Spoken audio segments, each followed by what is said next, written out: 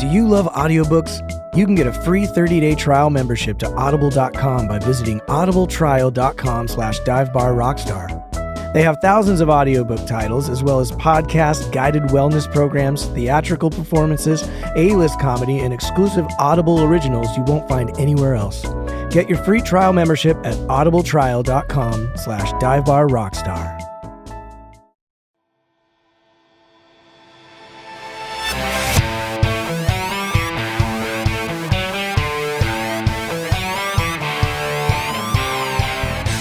Welcome to the Dive Bar Rockstar podcast, a show exploring the lives of professional musicians of all types, touring musicians, recording artists, songwriters, engineers, bar bands, wedding bands, and anyone making their living in the music industry. Whether you've dreamed of being a professional or you already are one, this is the podcast for you. I'm your host, Eric Baines, and I hope that you not only find some entertainment here, but also some helpful tips, trade secrets, and ideas that will help you achieve your dreams.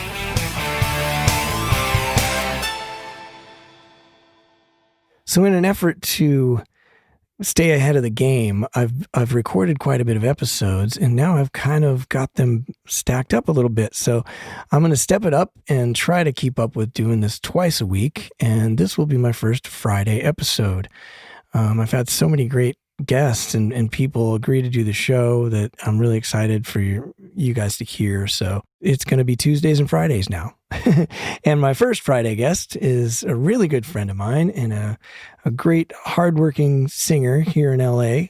You probably know him from American Idol Season 6, but he's also done a lot of TV stuff, animated stuff for episodes of The Family Guy, The Cleveland Show, American Dad, and currently he's on Baby Rockers on Discovery Kids. He tours with the Classic Rock Show, which is produced by CMP Entertainment, which also does Brit Floyd. He's the lead singer of a Journey tribute band called Lights. He also has done shows with The Long Run, which is an Eagles tribute band, which I was also a part of for a time. He's got 2 records out. One is with a band called Waiting for Monday, which I co-wrote a lot of songs with him for that project, and they're signed to Frontiers Records. And then me and him co-wrote, and I produced a record called Fly a few years back, and you can find both of those on Spotify.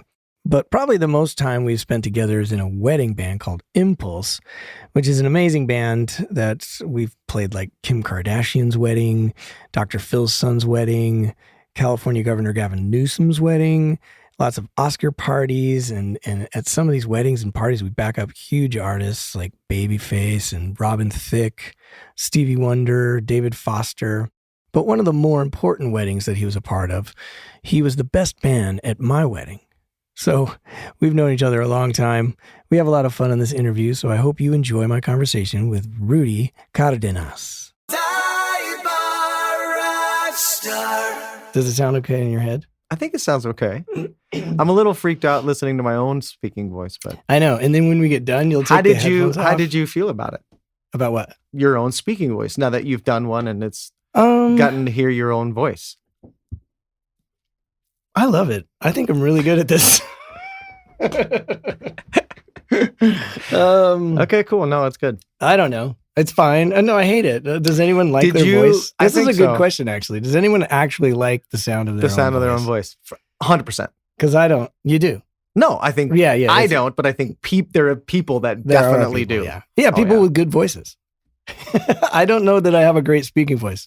Do tenors normally do? I don't think so. I think you have to be more of a baritone bass. Well, I kind of can do that with the mic if I want to. So there's things I can do. Can you do a little plug-in there? Can you do a little... I got plugins for days.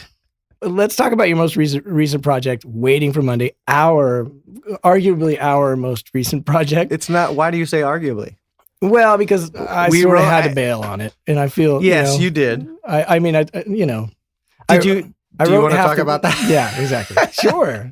Do you want to tell the people why you need to bail on projects sometimes? Because we all do, actually. We all do. It was heartbreaking that you had to. But the most important thing is that we did work together on the songs. Yeah. And that's the most important part. Yeah. Yeah. And I'm proud of the songs.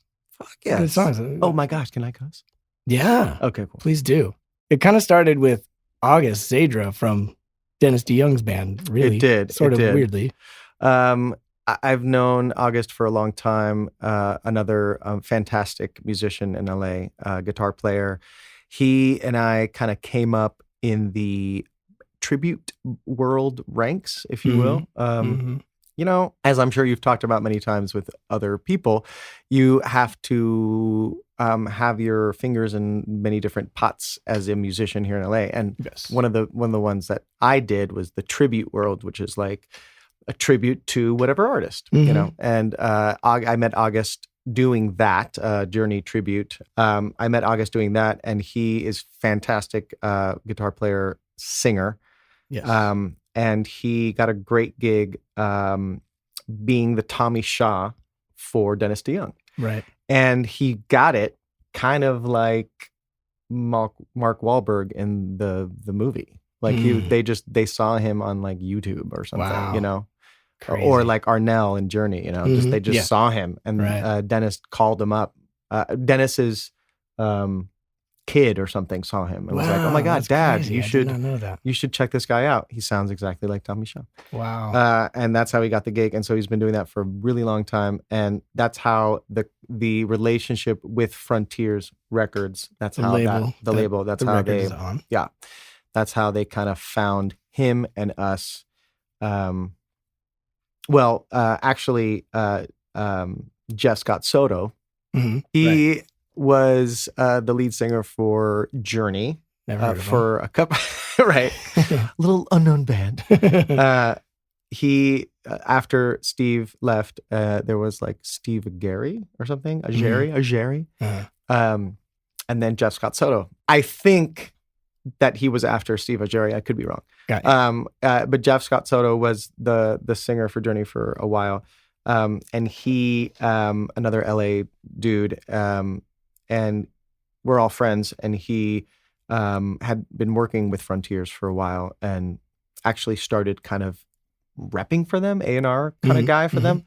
And he brought the idea to August and said, "Hey, listen, you're with Dennis DeYoung. I think you and Rudy would do something really awesome together." And we were like, "Duh, yeah." We'd been wanting to work together for a long time. And so that's kind of how the whole thing started. That's cool. Yeah. And then you called me and we wrote a bunch of songs. I did. I called you first. I think you're the first guy. Yeah. I was like, I have to do this with my buddy Eric because we had done other stuff before and it was a no-brainer. Yeah, it was cool. We wrote good songs, I think. And then you can check it out. If you're into that music, it's really good. Because it's super, how would you say? It's meant to sound somewhat old. It's a throwback. Yeah. It's a throwback record.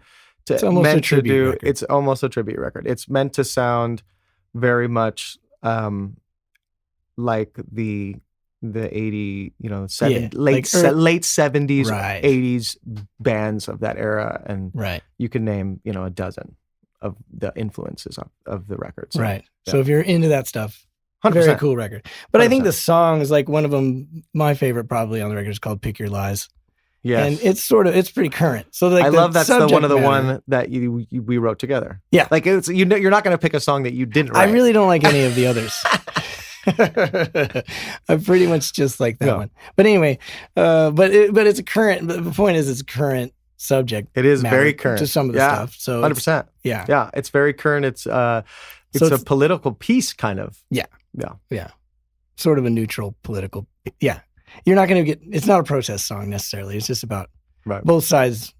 Both extremes are lies. Pick which side you want. Pick your lies. And kind of a protest to that thing. So it is kind of a protest song about how we're sometimes not dealt equal hands. Like you don't if you live in a society where, in, let's say middle America, where you're just bombarded by one side all the time, it's really hard to have your own thoughts because if you're always bombarded by that side.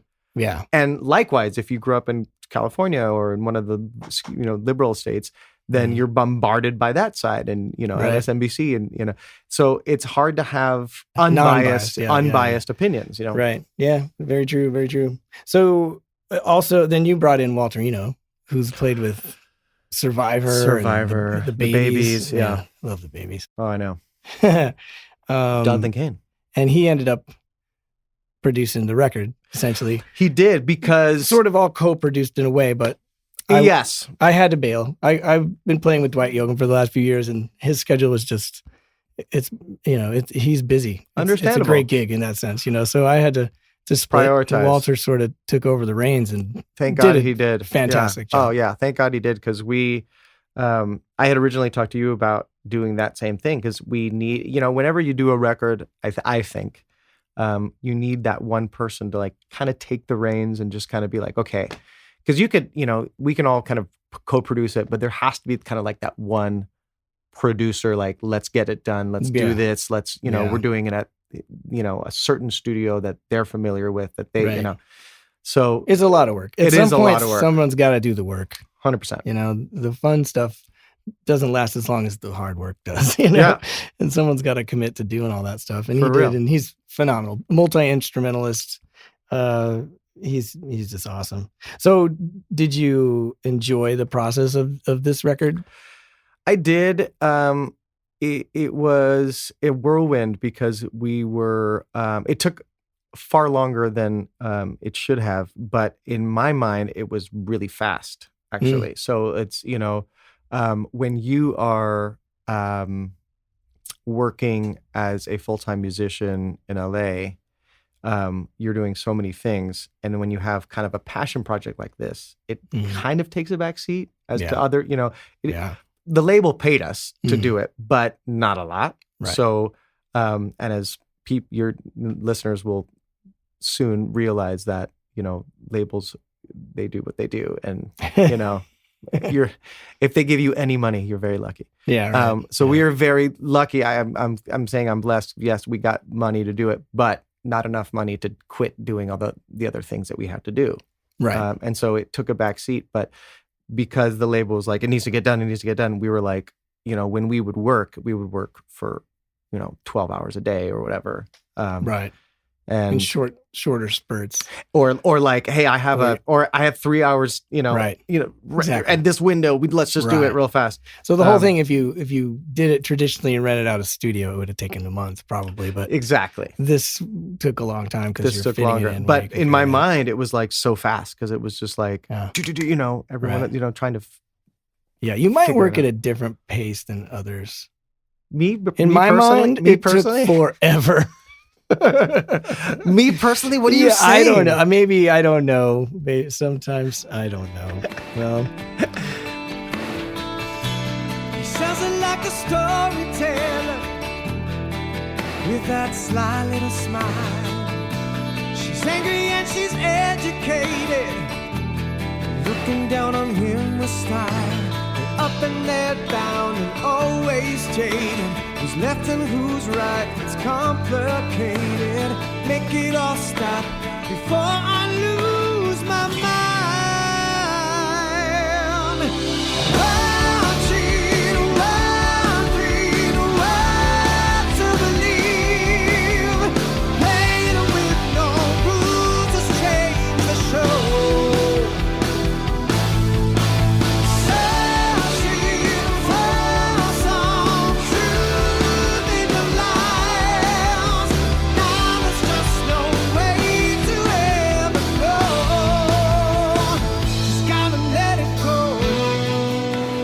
Well, the original, so Waiting for Monday, by the way, the name of that sort of, I feel like I came up with that. It was something I used to say because I was playing in, I don't know. I've not always had gigs that I love. I do very distinctly remember coming up with that in your kitchen, in your old house. Yeah. And I don't know if I'm ready to give you full credit for that. Maybe I didn't come up with the words, but it's just a concept that I always would say to people, like, what are you doing? Oh, I'm just waiting for Monday. Because if I can just get through the weekend, if you have, wedding gigs or a lot of work, we'll talk about that in a minute. Yeah. But sometimes, and Monday is traditionally the musician's day off, and I was just like, I'm just waiting for Monday. Right. It's any like, it's weird because it's also like waiter's day. It's like it's exactly. Industry day. Yes. So like Monday, Tuesdays is when they kind of party. Barbers traditionally, hairstylists would take as Monday off. Same with musicians. It's kind of like it's like that like the service industry. Yeah. So we probably came up with it together, but I'm just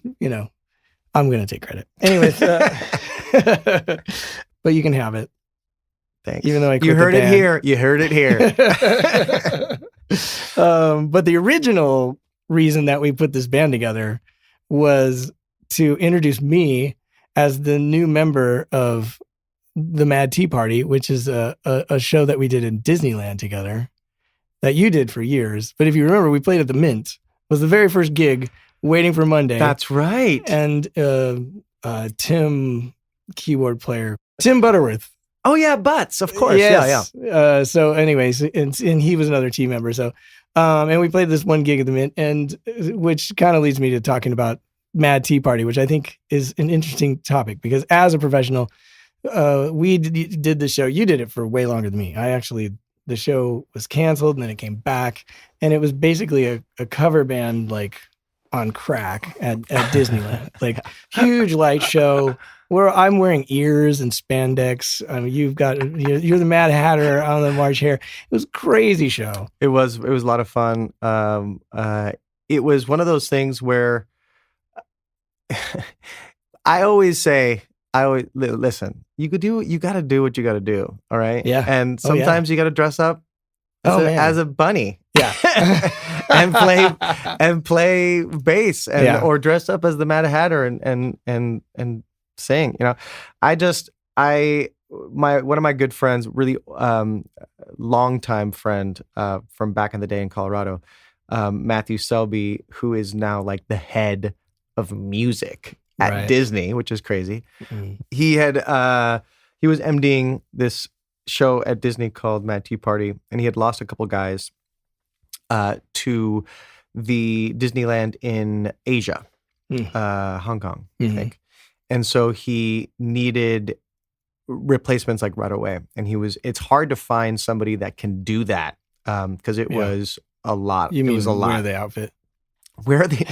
Exactly. Wear the outfit, sing the material. Right. Yes. Have the stamina to sing the material, 6 times a day or whatever. Right. And it was hard for him to find something like that because it's like you needed that, rock pop guy. And to do it convincingly. There's a kind of a Disney thing about not to put anybody down. It's like, but there's not a lot of edge in the Disney camp for high tenor singers. Exactly. So but they needed that. And this was like a rock gig. And this was like a rock gig. So all of their Disney people that they used, they were like, oh, you're lovely, but it's not going to work. Yeah. So he called me up and he was like, hey, I have this gig and I really would love for you to do it. I'm kind of in a bind, actually, is what he said. And so I said, yeah, what is it? See, it's a thing, it's a Disney thing. I was like, okay, what does it pay? It doesn't pay a whole lot. Disney, as people will know, they don't pay a lot. But the perks are nice. I have kids or whatever. So the perks of having a free Disney pass and being able to take my kids to Disney whenever was a beautiful thing. Right. So I was like, okay, going down to Orange County again, living in LA sucks. Yes. But I think what I didn't realize was that, I was going to meet these amazing people and make these amazing friends, and meet all these crazy awesome fans that really loved it and whatever. And that's what I was going to bring up as well. Like it comes with a following of people that it really did. It did. Yeah. Yeah. And it's a little bit why I was interested as well. It's like, there's been some guys that have turned, that fandom into their own projects being super successful. 100%. You can't pay for a following that's as dedicated as Disney fans. Yes, 100%. They are very hardcore. They're very supportive. Yeah. And even after the show ended, they still follow all of us now. They're just like, what are you doing? They're very supportive. So, that was a very cool show. And, obviously, people listening can, find it on YouTube. There's tons of, look up Mad Tea Party Disneyland and you'll find tons of clips. Yeah. Or don't.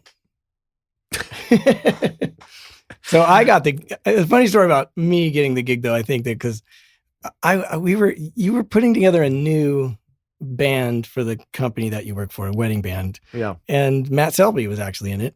you asked me to do the video, so I was just rehearsing because you didn't have like a permanent bass player yet. And we occasionally do, drank a lot the night before. And I showed up a little late and hungover, which I rarely ever do. Like, because I know you really well, I treat you the worst. But anyways, I showed up a little late and hungover, and that is so true. I just overheard you guys talking about about auditioning, and I was just like, yeah, sure, man, I'll audition. And just kind of thinking, well, even if I audition, what the heck? And, you're in it. Let's do it. I know a lot of people in it. Which is weird because I think when you get to a point and you're kind of a seasoned dude, auditioning for anything is kind of like, ugh. Yeah. Well, and unless it's like, I'm auditioning for Gwen Stefani, or unless you're auditioning for J-Lo for an amusement park. But like for Disney, you're like, oh God, okay. But no, yeah, you did it. But I went down 55 bass players, and I got the gig. You know, so honestly, speaking of auditions, though, only gig I've ever gotten out of an audition, and I've had a pretty decent career, never from an audition, except for this is the only. So for me, it's sort of a cool part of my history. Oh, I finally did something, and I beat out 55 other bass players. So I was like, oh, maybe I'm getting better at this audition thing. So if it's you're 55-0. Yeah, you beat out 55 other guys. Yeah. So I mean, maybe the Hall of Fame. I don't know. Maybe the Hall of Fame of bass players. So it all turned out pretty good for me, and the thing only lasted 9 months, and I was, like you say, driving down there is a drag. I remember one day it took me 3 hours to get down there because the traffic was so awful. And it's like 27 miles. It's not even.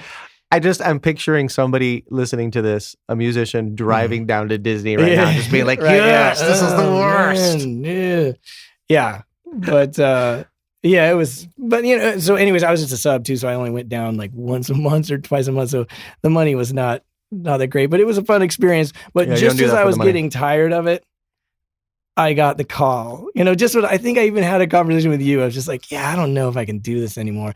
And then I got the call and they were like, oh, we really hate to have to give you this news. And I was like, yes. Yeah. I didn't have to do it very long, but it was a great experience anyways. And Disney it's I don't know. For me, it's intriguing because it feels like a steady job. 100%. And I think that you should really have a separate podcast and talk with a Disney person about Disney, because that's a huge, they really employ a lot of musicians. Yeah. Oh, and it's a good company to work for. And even though that show got canceled, a lot of those guys just work in other parts of the park. Other parks, yeah. And I think what people need to realize is that you need to do those kind of gigs. Yeah. Maybe that's your thing. Maybe that's as high as you get, and that's okay. It's a good company to work for, right? And personally, even this sounds, even for a guy as experienced as me, like I was kind of always the bass player in the shadows, and I'm really serious about my instrument, and I'm really serious about the bass part, and I'm really serious about the music. I'd wear spandex and bunny ears, and just to be forced to sort of be out front and put that costume on and put on a show was a new thing for me. So, and it changed the way I approached every gig after that. So, right, it's easy to sort of make fun of, but I did really get a lot out of it. I think I did too. I mean, just even, being in that environment, it's new. Yeah. It's, having. Wardrobe people. You still have wardrobe people, but having to wear the same thing all the time and having the makeup and having to learn how to do that, all that stuff. It's all is very Disney style, so they're training exactly. You have to pass the test of how to put your blush on. It's super crazy, but it's a fun thing, and just the technology too, because it's in ears, you're wireless. Like, thank God though, right? I mean, couldn't do it any other way, really, but it was a lot of fun. They're doing some, obviously not now, but they're going to do some really cool, I think, that was so successful for them that they're going to do some shows that's similar, where it's like live music and stuff, which is good for Disney, that they really need that, that people really relate to that. And there's tons of, obviously if you've been to Disney, but tons of live music opportunities at the park for musicians who really they need to play out, and that helps you, For sure. get your chops up, and it helps you learn how to be in front of people, like Ashley, for example, amazing singer, Ashley Morgan from The Voice, amazing singer, and this was kind of an opportunity for her to kind of learn how to do that in front of, because she was kind of behind the mic kind of person in the studio. And this really helped her do that, and helped her shine, So it's a good experience. I think people should do it for sure. Absolutely. So we met in a wedding band called Impulse. Yes. When was that? It was a while ago. It's probably 15, 16 years ago. 2005 or 6? When did you start? When did the band start? I moved to LA in 2006. 2006. And I did another company called Wayne Foster Entertainment. Right. Similar sort of thing. Mm-hmm. Not good.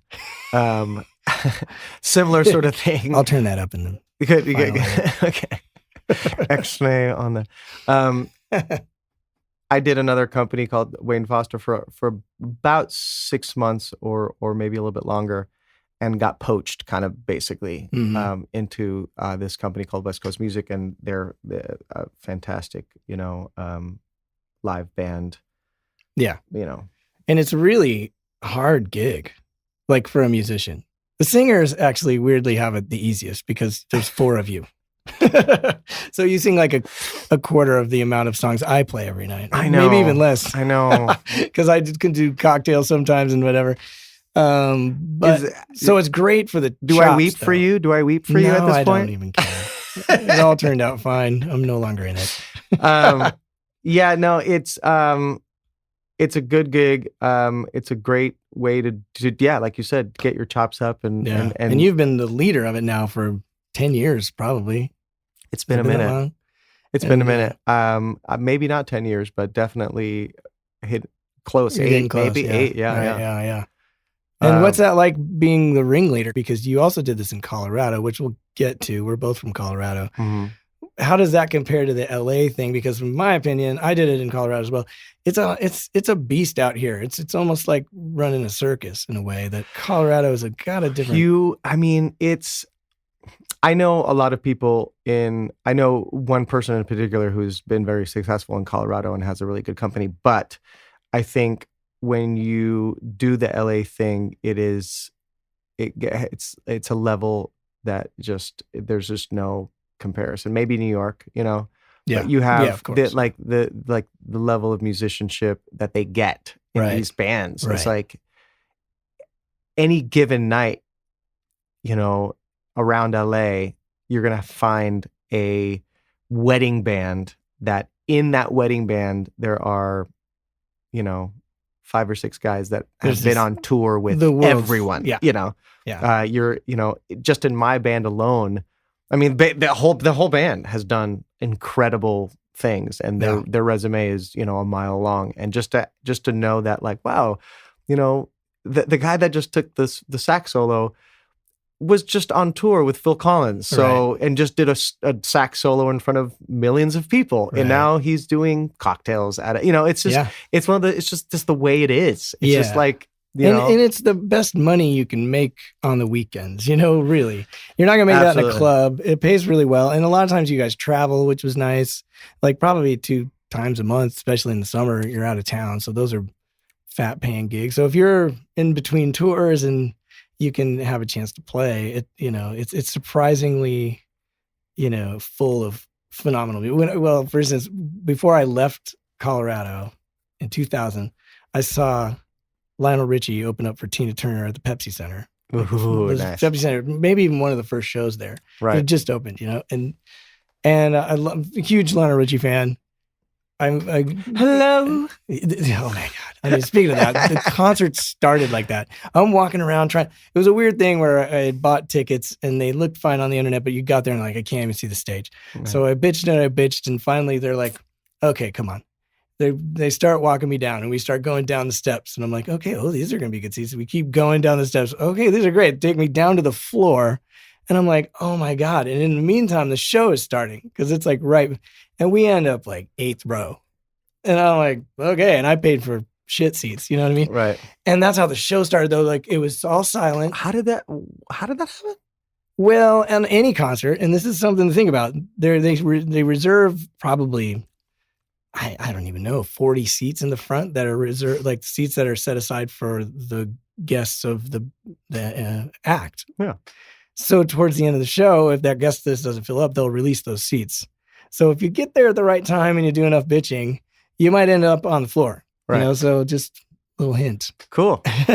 So that happened to If me. you're an asshole, then you could get rewarded. Yes, and I wasn't. I just had really, really bad seats. And I didn't even want that. Honestly, I went down. This is a stupid story, but this is not the cool part of the story. But anyways, I went down to say, can I pay to upgrade? Like, I don't want anything free. Just, and they're like, no, this is what, just, I don't even remember. The next thing I know, I'm being ushered to some seats. That's all I know. The next thing you know, like, you're playing bass for Leonard. Yeah, exactly. Yes. But that's how the show opened. It would, like, the lights go down. Everything is silent. People are starting to get weird, which I love. Just the anticipation. And all you hear is, hello, is it me I'm looking for? Or is it me you're looking for? And I'm like, oh my God, that's just genius. Yeah. You know? So anyway, killer show.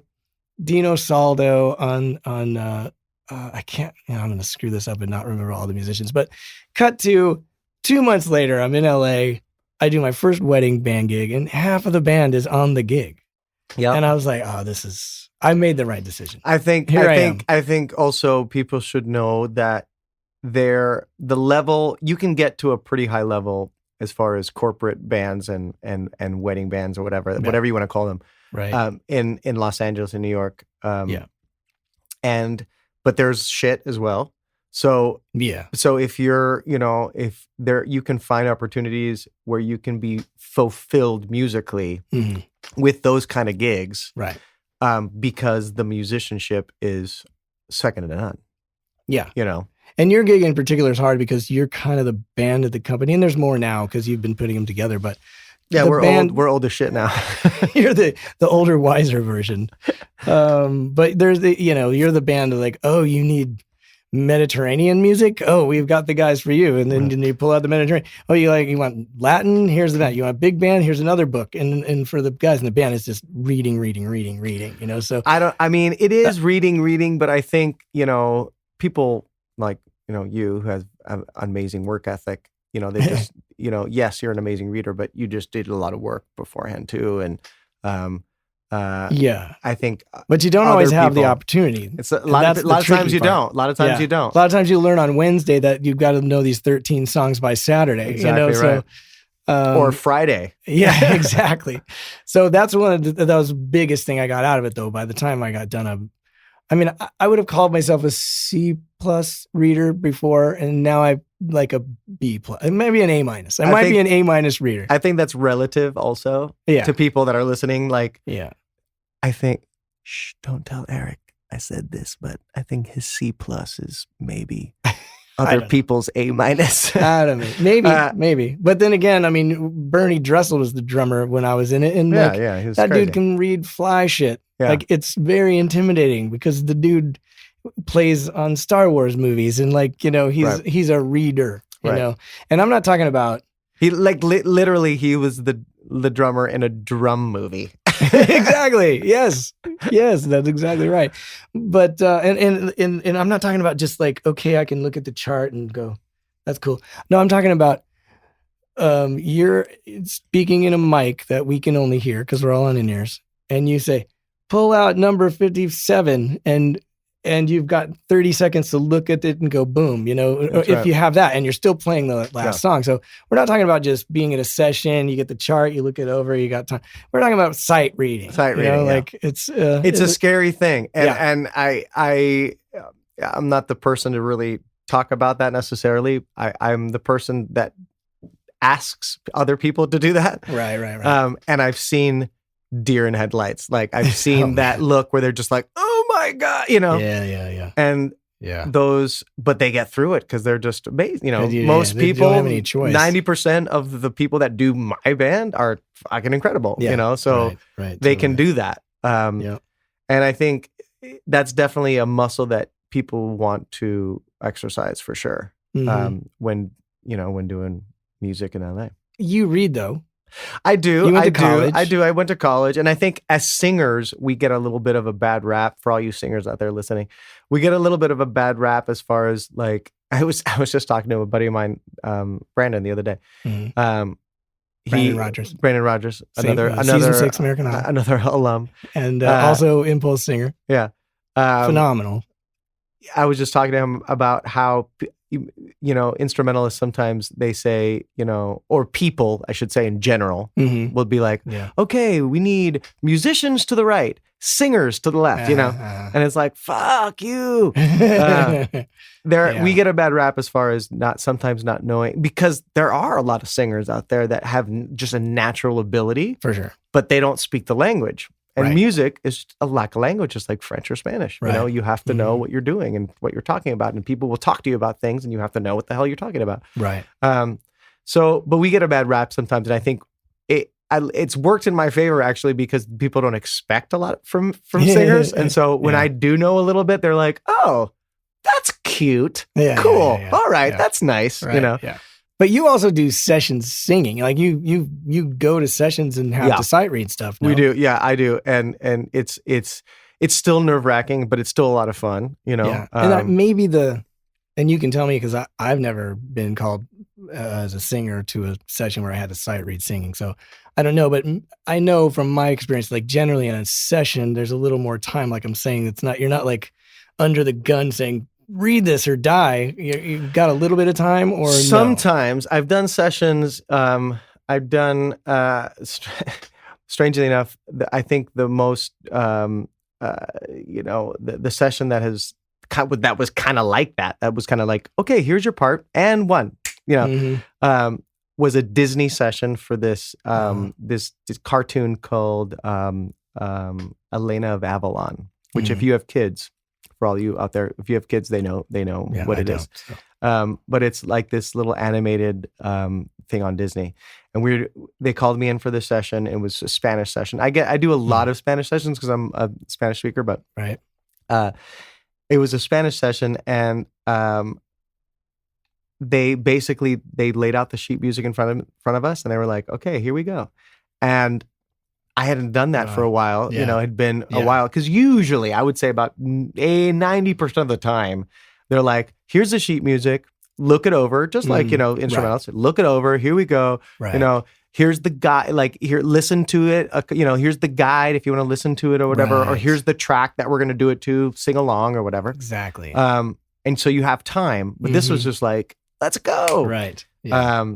And it was like a little nerve-wracking. It's like panic. It's a little panicky, but you don't want to be. But I always say, loud and proud, like strong and wrong, exactly. Strong and wrong.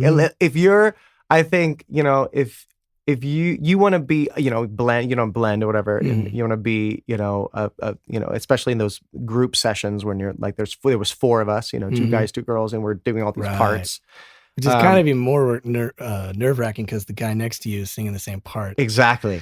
Or like I was the tenor and he was, the baritone or bass, and then we had alto soprano. So you were doing a 4-part stuff. And then if a chord didn't sound right, you were like, oh God, was that me? Right. Did I look at all the accidentals? Like what's going on? Yeah.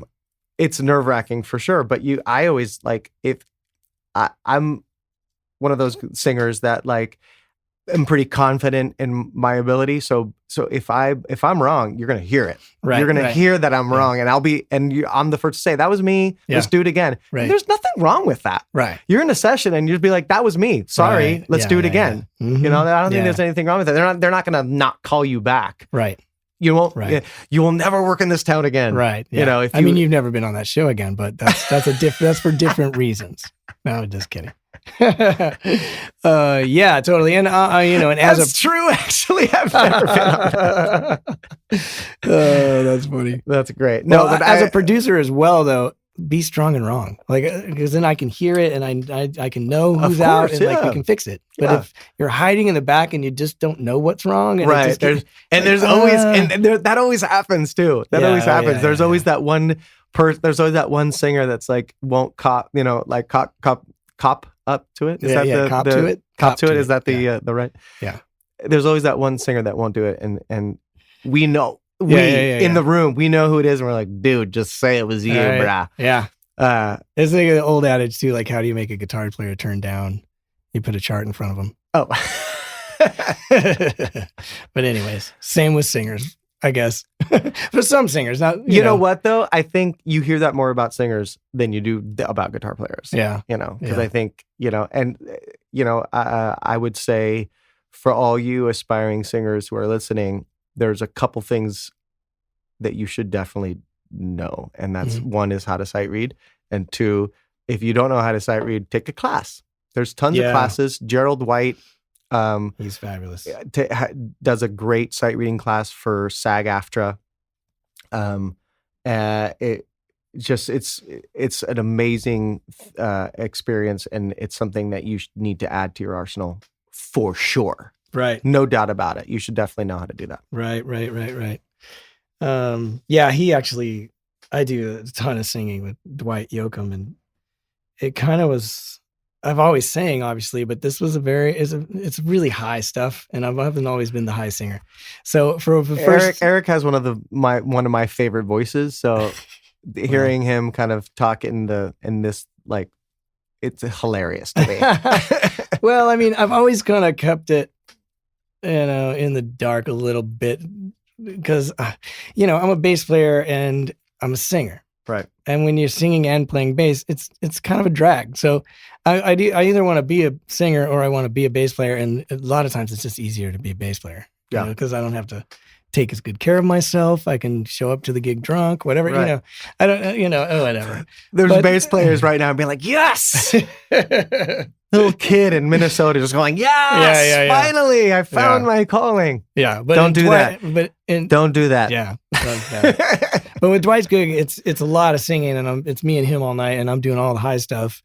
So for a while, I was just getting tired. I'm like, how do I get this tone right? And I haven't been to music school because I went to Berkeley for 3 semesters. First one I was bass, the second one I was a vocalist, and the last one I went back to bass because vocalists are crazy. But so I went to Gerald, and he was amazing. Like, kind of one lesson, it was an hour lesson. I was just like, oh, it just like kind of reminded me of all the correct stuff, and like just put me in a good space, and like probably saved my voice. So anyways, I would highly recommend him. Yeah. You should have him on your show. Yeah. I think I might. I think he's that's on the list. What we all will get from this podcast is the people that you should have had other than me on this show. Yeah, I'm going to take notes when I do the editing. It's like, oh yeah, that guy. Oh yeah, that guy. I'm a dive-bar rock star. I have to confess something. I love books, but I don't love reading. And it's been something that I've wrestled with since I was a kid. I can read. I have read books, but they're very time consuming, and I've spent most of my time trying to build a music career, which takes a lot of time.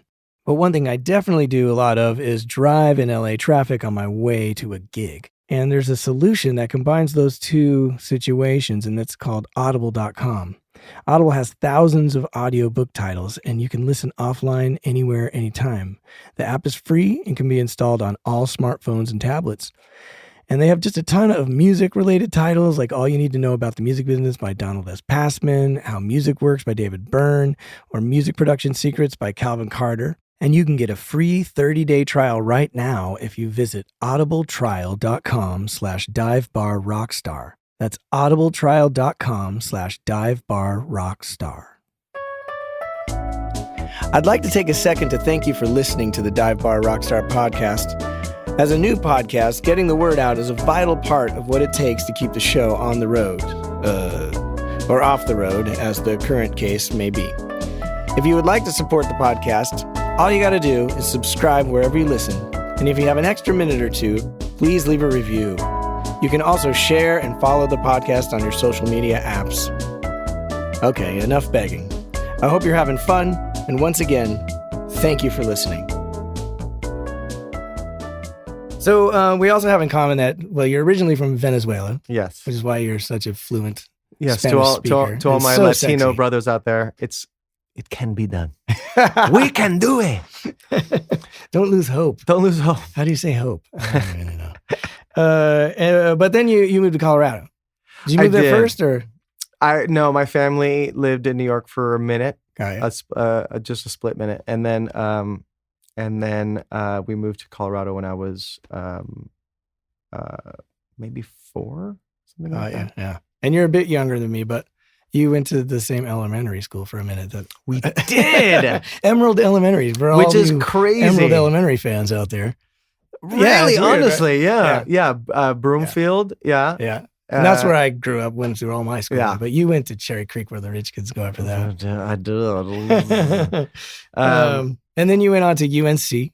I did, which is University of Northern Colorado is, I went there for many reasons. One is because we could afford it. They were the only ones to give me a little bit of a scholarship. Oh, wow. And I was the one. And but I wanted to go to like Cincinnati Conservatory. I wanted to go to Indiana University. I wanted to be an opera singer at first, so I was like maybe thinking that route. NYU, obviously. I wanted to all these, I had dreams and, ambitions, Right, yeah. And I was like, womp, womp, womp. I remember those. Yeah. But actually, it was amazing. And UNC has an amazing jazz program. Yeah. Really got into vocal jazz. In particular. Vocal jazz.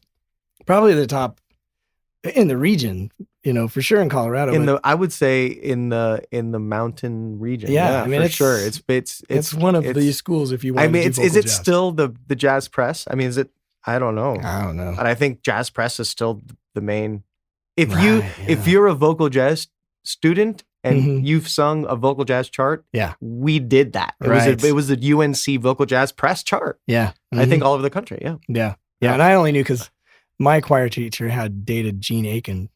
So we had. So you had a really old choir teacher. Yeah. Not at the time. I'm old. That's the thing. That's true. That was many moons ago. So Gene, bass player, he was on his kind of on his way out when I got there, but I still did like an improvisation class with him, and still got to really study with him, which was amazing. And he's really great. Really great. And he also did instrumental music. He would lead the big bands. He was the head of the whole thing, jazz thing, right? Yeah. So we would go up there when I was in high school. Not only for the UNC Jazz Festival, both for choir mainly, but just in the middle of the year, because she could just call him up and be like, "Hey, I got this new bass player. Who are your best guys up there? We want to come bring the whole rhythm section up there and just work with your dudes." So we had a pretty close relationship. So I actually got into UNC, but then I decided to go to a better school, but that's a whole, no. Sorry, no. I mean, Berkeley, it's a world-renowned jazz school, but it's fine. It's fine. All that to say, it's not really where you go. It's what you make of it, for sure. If you're young, and it's, and you don't get into your number one school or whatever, it's okay. It's right. Life is long. You do other things. It's true. But that led you to Seattle eventually. Like you got pretty heavy into vocal jazz stuff. I did. I got into a lot of vocal jazz stuff. I became a huge a cappella nerd. Before it was cool. Before there were movies about it. 100%. You were ahead of the curve. I don't know what that says about me, though. To be honest with you, I was too, though. I was probably 7 years before you. I was into all that stuff. I loved Take Six. Manhattan Transfer, the New York Voices. All these really amazing jazz groups. The Ritz. The Four Freshmen, if you want to go back that far. Four Freshmen, yeah. But I saw the Ritz was one of their first concerts at UNC, actually. April Arabian and those guys are so great. And the Bobs. Did you ever see the Bobs? I saw them at UNC. I did. I was a huge nerd when it came to a cappella music. I had an a cappella group in high school and college, and did. I don't know if you knew this, and I don't know if this is really true, and you should fact check me on this. Okay, but I do think that UNC had the first, before my time, but had the first ever university jazz group nominated for a Grammy. Oh, I think.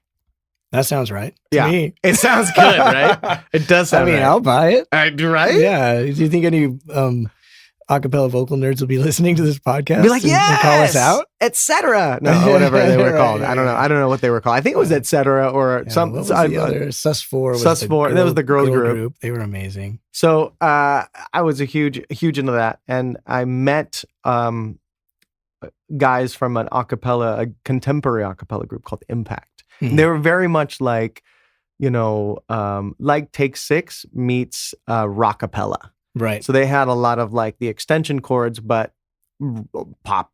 They would do like pop rock music also. Right. So it was really super classic cool. rock. Did you guys do everything? Did you do Long Train Running? No. Is that you? No. Oh, never mind. No. Did you research? I'm going to edit all this out. Well, I saw you guys. Did you do any research? I saw you guys. When we first met. Yeah. You played at the Agape Church. We did. You did a show, and with Meg Ryan in the audience. Oh, I didn't even know that. Oh. I was sitting next to Bernie Dressel, and he was taking up half my chair and getting real close. I'm like, but anyway. No, but I loved that kind of music, and I moved to. Long story short, I moved to Seattle to join that group. Yeah. Eventually, and Seattle's kind of a hub for that stuff. I don't know if people know. Well, like Dave Cross up there. Oh yeah. Of course. We actually, when I was in high school, we took a trip up to Seattle to compete. Actually, Vancouver, to compete up there, and we stopped at Dave Cross's high school. Yeah. And we did a little dual concert there, and then we went up and competed. Yeah. And it was cool because I had an a cappella group as well, and we performed and. And I actually won an award for the best scat solo that day. Oh, did you Scooby Dooby Dooby do that? Did you sing tenor or baritone? Tricky. I sang baritone in choir mostly, but I was really the bass player. Right. So I would kind of learn the songs most of the day, and then when it got close to competition, we'd play the bass. So I would come up and I would sing the ballad that didn't have a rhythm section, and the other times I'd be in the rhythm. And then for my own group, I sang tenor, yes. Yeah. I did. It was a 4-piece group. So, I had a bass, I was tenor and alto soprano.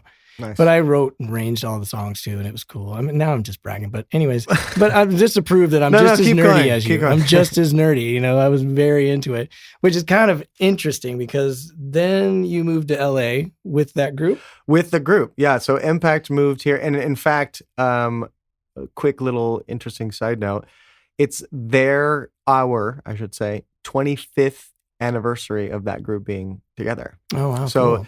All those groups, if you've ever heard of an a cappella group, a recent one, they were influenced by Take Six, Rockapella, and Impact. I mean, there's no doubt about it. They've just been going for so long. It's just with those three groups, you mentioned a few, but contemporary a cappella, those three. Yeah. I mean, really. Right. Maybe there's the House Jacks. Maybe you can add a couple more, but if you were doing like all those Pitch Perfect movies and all those things that we love, and what's the new group, the big one that just that won all the Grammys and shit. Written down. They won the first ever a cappella show. And now they're huge. Right. I know. I can't believe we don't. It's right on the tip of my tongue. I know. I'll put it at the end. You'll put it at the end. I have some corrections at the end of the show. So it'll be corrections and rejections.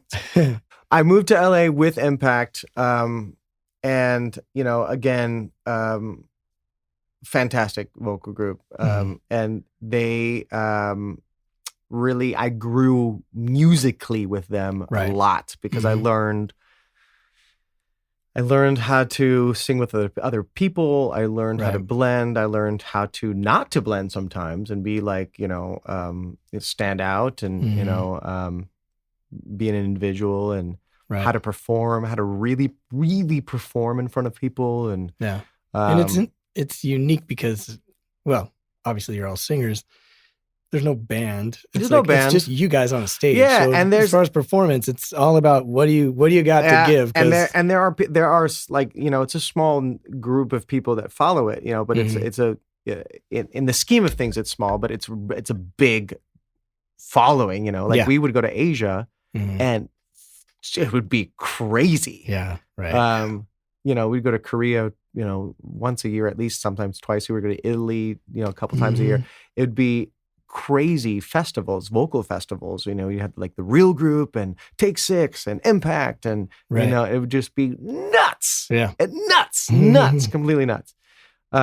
So I grew as a musician a lot doing that kind of stuff. And I think anytime you're in front of people and performing, you grow, and I think that's super important for anybody that's starting out or even not starting out, is to, like we mentioned with Ashley, like she, seasoned singer, but not seasoned performer necessarily in front of people. And people, there are a lot of people like that where just being in front of people helps, and just starting to feel that natural chemistry. Well, I kind of enjoy the Malcolm Gladwell 10,000 hours, if you've heard, like, but people don't get, like, 10,000 hours practicing your instrument is one thing. Now you need those 10,000 hours being on a stage. It's a whole other deal, Sad, but true. Yeah. Like a lot of people just went,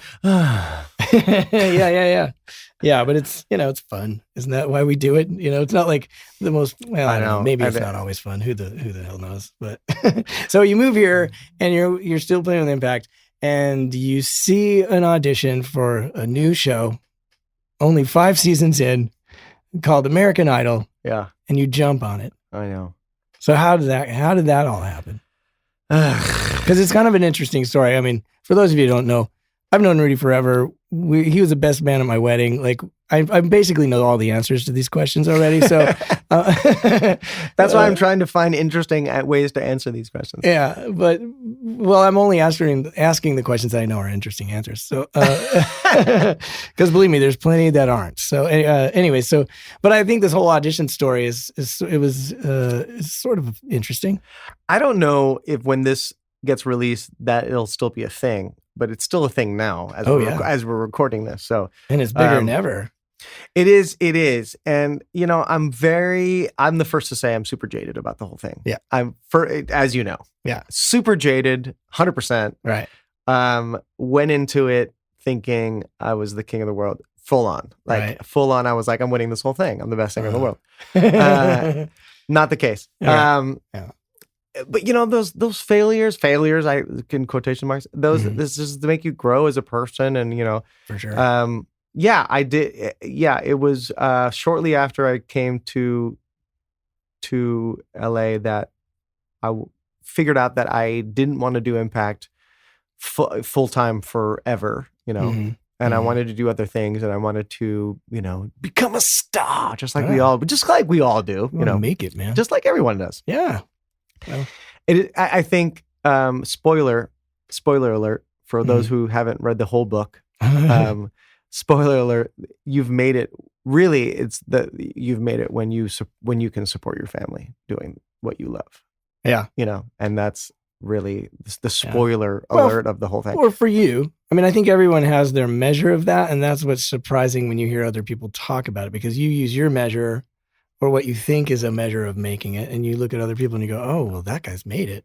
And that guy might be like, no, I've still got like eight more records to make, or like that's true. I need a bigger following, or it's sort of a personal. It is very personal. That mark? It is very personal. It's my own personal book. Yeah, the end of my own personal book.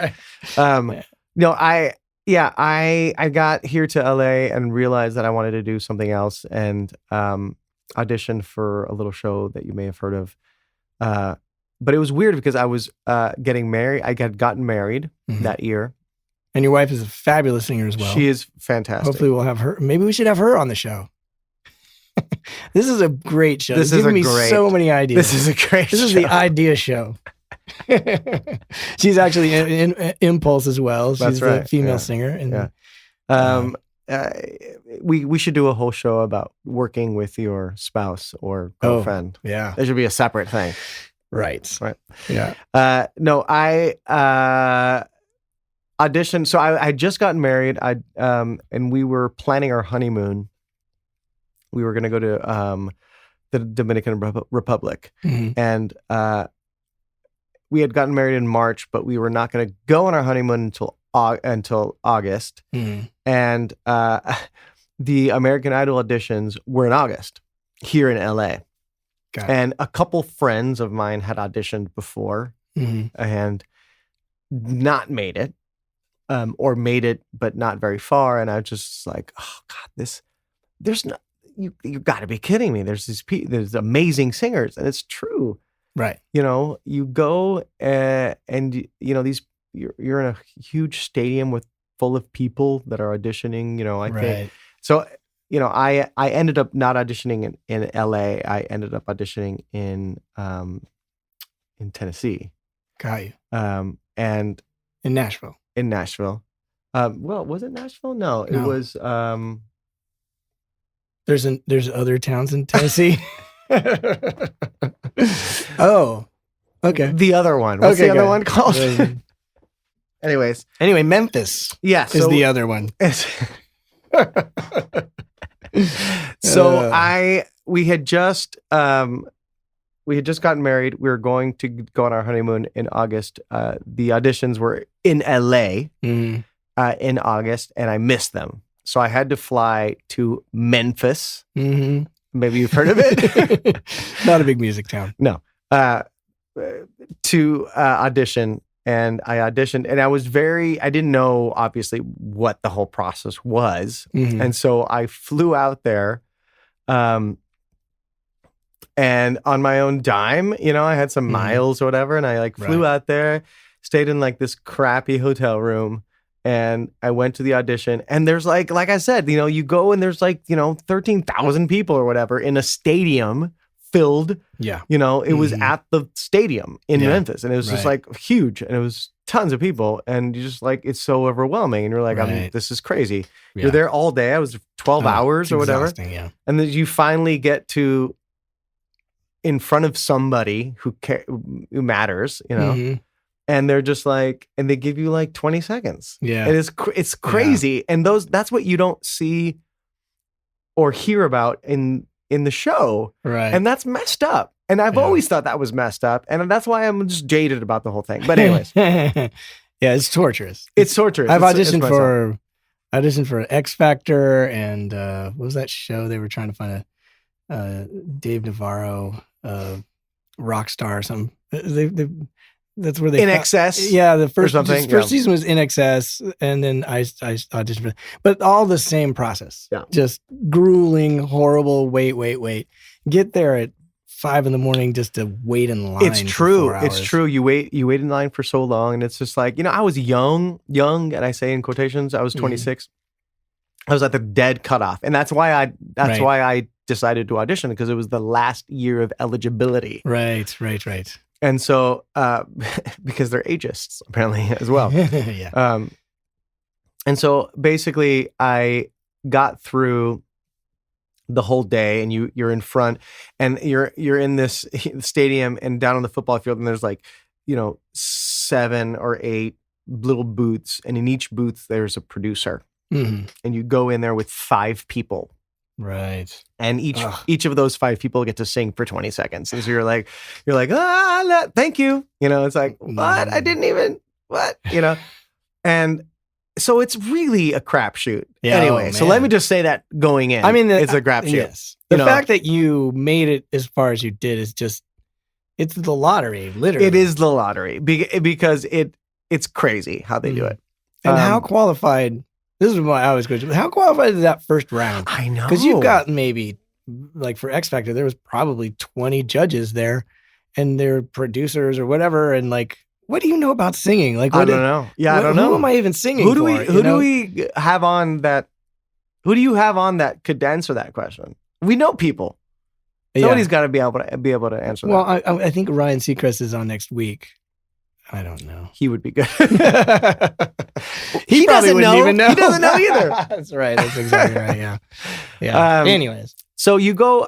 You're in front of these people, and so I went up and I sang a Spanish song, and I thought, just to be different. That's smart. I sang a Luis Miguel song, and it's funny because tangent also. We've been seeing all those Facebook things your top 10 albums that influenced you, which is always but I did. I thought you did. Cool. No, you did.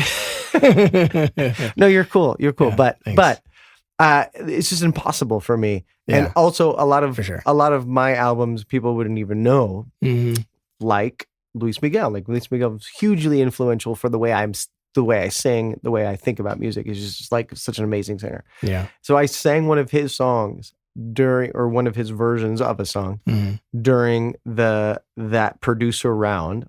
And again, just to be different, because I saw all these people go in front of me, and there's amazing singers, like really good singers. And I was just like, I got to do something different, you know? Right. So I sang a Spanish song, and they were like, oh, that's nice. Right. Okay, you'll go on, you know? And so there's 5 of us, and, you know, they'll be like, you step forward, the rest of you, bye, you go on, you know, kind of thing. And sometimes it's nobody. And you just see people just heartbroken. Yeah, I know. Because they've been waiting for 12 hours. Yeah. That's the thing that you don't see on TV. All you see on TV is Randy, Simon, and Paul, or back in my day, you know, now it's like Katy Perry and, you know, but you don't see the thousands of people that didn't even get to because there's 7 rounds before you even get to them. Yeah. You know, totally. Yeah. Which I didn't know. So I get to the next round, and I'm like, okay, cool. And they're like, okay, what else do you say? You know, sing this song. I sang the Spanish song. They're like, cool, Spanish, whatever. What else you got? And so I sang Open Arms, nice. the Journey song. And they were like, cool, keep that. You know, they like tell you, like, keep that one. Okay, cool. Great. Come back tomorrow, you know, and I'm like, my flight's, I gotta go. Right. And they're like, oh no. We really need you because you're Hispanic, and we need Hispanics because we have a quota. Right. I'm sure. So I don't know that for sure, but I'm pretty sure. That's exactly what they said. They didn't say that, but in my mind, they said that. Right. And so they're like, no, you need to come back tomorrow. This is after a day. Okay, I've skipped many, you know, judges and many producers, because you go through literally 4, you know, or 5. Yeah. And so they're like, okay, cool, come back tomorrow, and you get in front of Randy, Simon, and Paula tomorrow. And I was like, I'm out. I'm going home. I have a flight. Bye. Right. And they're like, no. Okay, when are you available? And I was like, I don't know. Next week, 2 weeks from now. And they're like, okay, in 2 weeks, we're going to be in Seattle. Go to Seattle, and you'll go straight to the thing. Oh, that's cool. You won't have to. I was like, okay, cool. Yeah. So I was going to Seattle anyway to visit, you know, and so I went to Seattle, and that's why on the TV version, I am in Seattle, but really I auditioned in Memphis. So it went, and also why I don't have any family or friends there, because I'm there to, like, you know, hang out, but like I don't know, I have no family there. Right. Yeah. So I did again Open Arms, and it was, of course, I did that because Randy was in the bass player for Journey for a while. Yeah, and is now, like, I think he just announced he rejoined after I just read a headline. I haven't read it. Yeah, like I guess there was some band dispute, and he's back in. Really? I'll fact check it, but I did read it. I read it on the interweb, so it must be true. But I heard that the drummer's gone. Steve, I think Randy and somebody else rejoined that had done the records or were in it a while back. Okay, I'm gonna check it. Okay, it's fake news. Anyways, so it's interesting that you're so bitter about it, because, and I know it was, you know, I feel like your expectations were probably a little off from the get-go. 100%. I thought I was going to win the whole. I think, and I think all singers, in a sense, do think they're the greatest singers in the world. I think it's part of the gig. Honestly, it's got to be. I mean, I think if you don't have that confidence, that bravado of like, I'm the greatest singer ever, then you know, so you're not going to be as successfursuccessful. Right. Maybe, I don't know. Did I just make that up? No, I think that's absolutely true. Well, I think it's funny too, because also when you're young and things are going well. Yeah, 100%. And you know, you're too naive. You're not smart enough to be scared of anything yet. You know, you're just and that cockiness is what gets you to a certain level, honestly. Yeah. Like if when I came here, I wasn't the bass player I thought I was.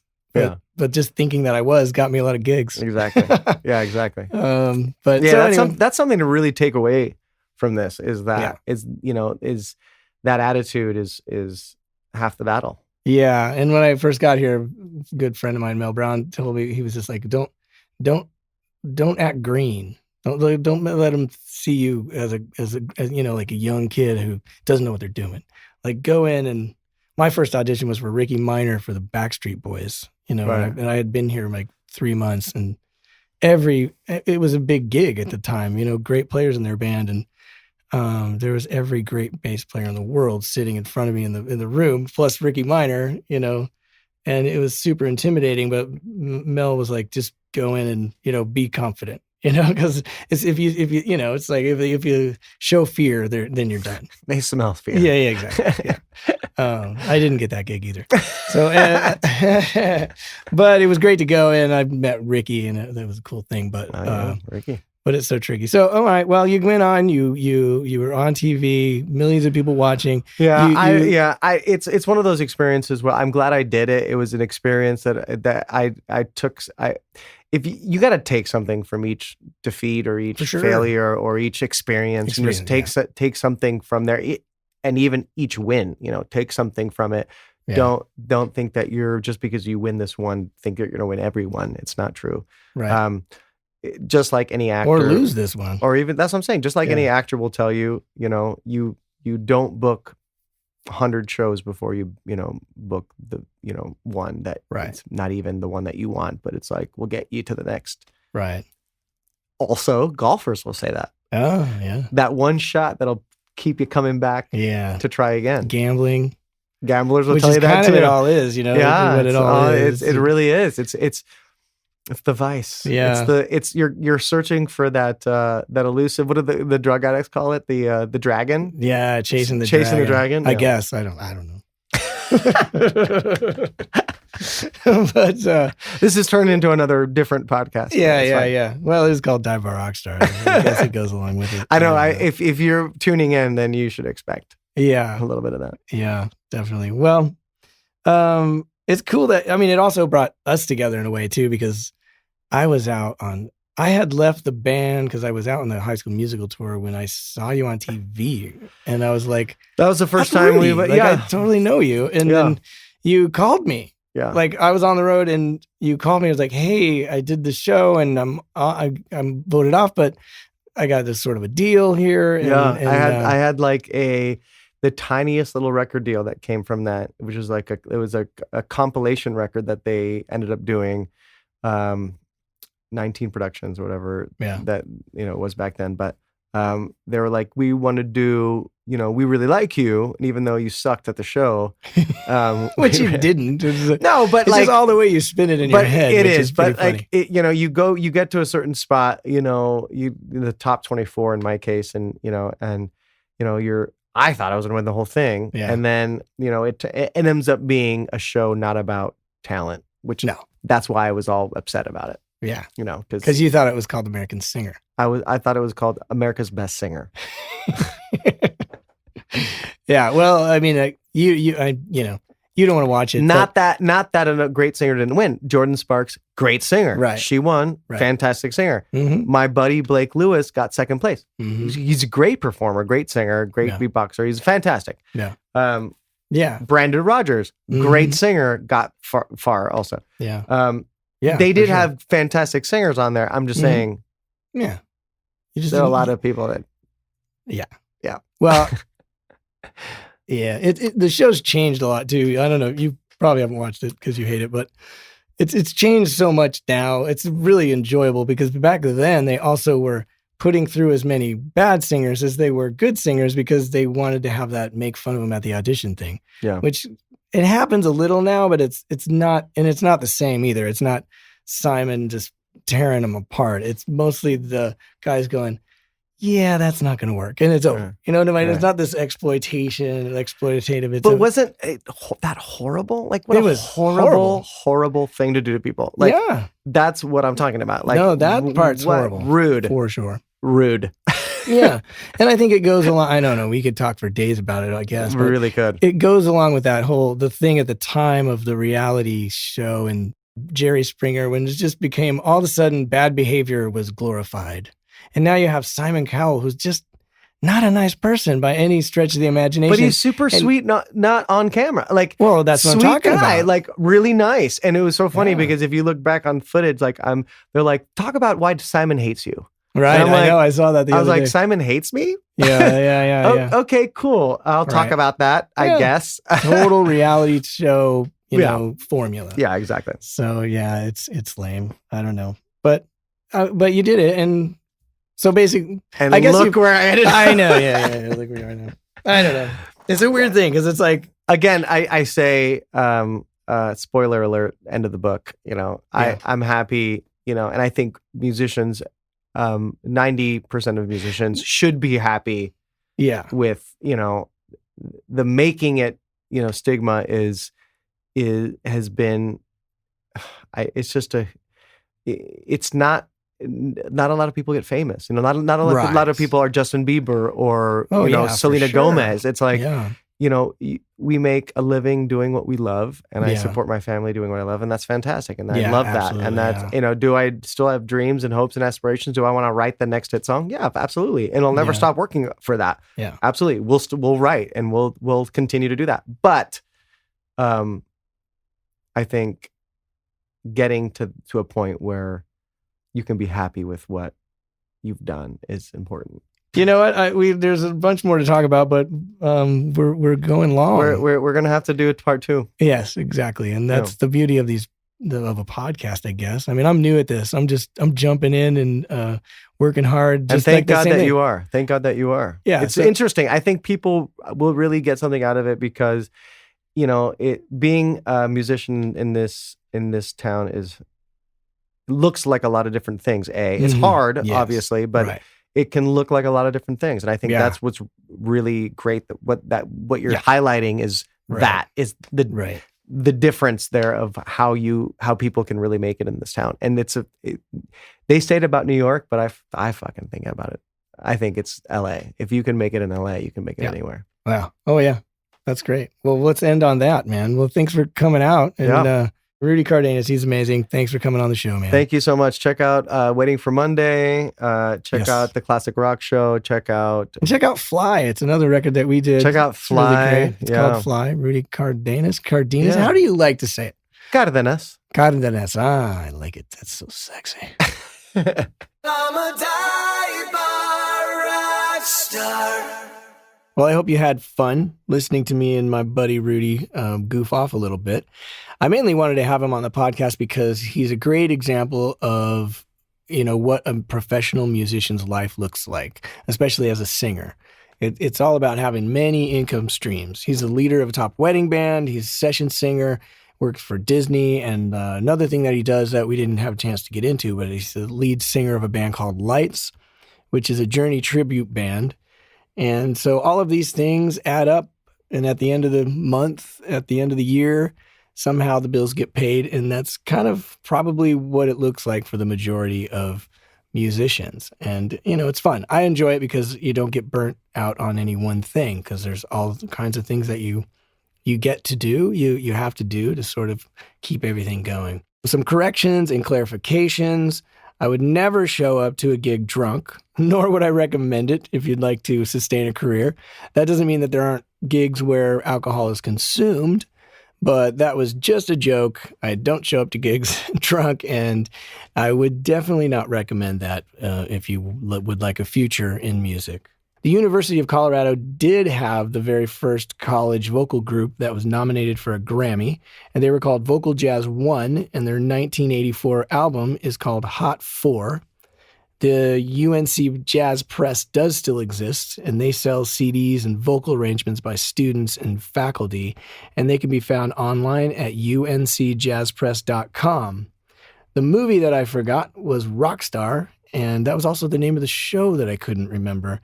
So check those out.